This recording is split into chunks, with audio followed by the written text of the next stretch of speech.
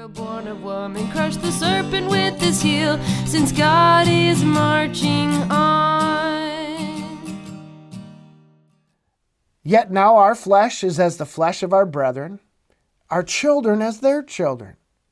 And lo, we bring into bondage our sons, we make them slaves, our sons and our daughters to be servants. And some of our daughters are brought unto bondage already. Neither is it in our power to redeem them, for other men have our lands and vineyards. You know, other men have our lands and vineyards today. And our brethren, our so-called politicians, even in the Republican Party, have sold us out to them, have brought us into bondage.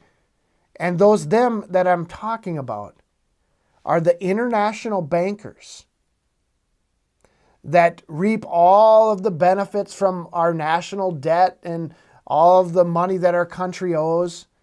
And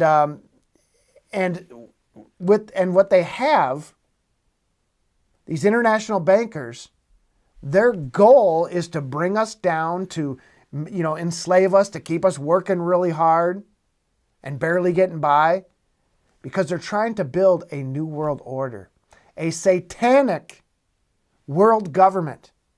A lot of people refer to it as globalism. All right. So so in essence, what our politicians have done, they have sold us out to these international bankers. They have sold us into bondage. And we're going to see what Nehemiah is going to do about this. And we're going to be able to see even a correlation between what Donald Trump is doing today in fighting globalism and fighting the elite, standing up against the elite of both the Republican and Democrat parties. All right, verse 6. And I, Nehemiah, was very angry when I heard their cry and these words. You know, he was ticked off. And you know what? I cannot help but think of, Donald Trump, even in his inauguration speech. He stood up to the elite. I mean, they were right behind him, many past presidents and so forth. He said, hey, what they're doing to the people stops right now, here, and today.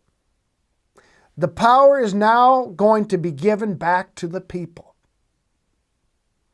So, I mean, you see a lot of similarities between what Donald Trump is doing and what Nehemiah did. He stood up for the people. And this is what he's going to do here. Verse 7.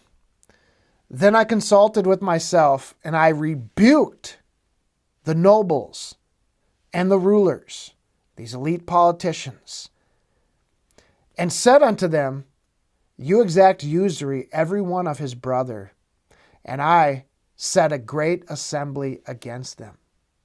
Now, when you think of Donald Trump has done this exact thing. He's standing up against the crooked elite politicians and the NeoCons within the Republican Party that are promoting globalism. That, I'm going to go back to the part of how we've been oppressed by government policies. Donald Trump has rebuked many of these past leaders for oppressing us with unfair trade deals like NAFTA and so forth that have ripped the wealth from our country and has siphoned it off to other countries around the world and into the coffers of the international bankers who are trying to build a satanic world government. And, there was a biblical law in the Old Testament that you are not to take usury from your brother, from your brethren. Basically, usury is, the definition of usury is to borrow money with interest received. In other words, hey, I will borrow you $1, but you got to pay me $1.20. And then you see how it compounds. It can put heavy burdens upon people that they will never be able to pay back. You have the Federal Reserve System, that's a privately owned bank that our politicians have sold us out to. That's just one example. And what I think is interesting, Donald Trump has stirred up the multitudes against the elite politicians in his speeches and so forth. Exactly like Nehemiah did here. All right? Verse 8. And I said...